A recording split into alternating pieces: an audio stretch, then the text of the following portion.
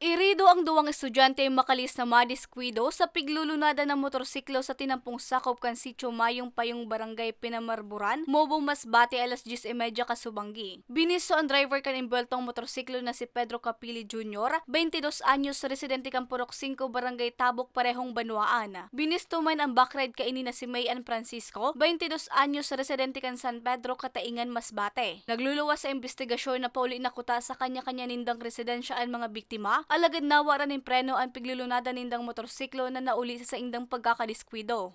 According sa father, pictorial po yan, mag-conduct sila ng pictorial for their graduation.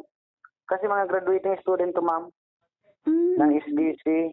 Ngayon, nang pauwi na sila, masyado kasing mataas yung kuwan din, yung pababaan ng Mayong Payong. Hindi siguro kinaya ng preno ng motor, kaya yun, bumigay. Nawalan yung preno ang motor kasi dahil sa pababaan yung Mayong Payong, hindi siguro kinaya ng preno ng motor. Kaya bumangga sila sa magkakahuyan.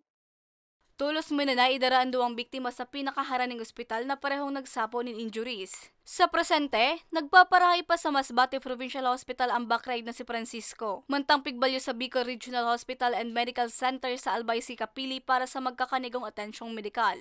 Para sa mga baratang tatak Bicol, Regine Bue.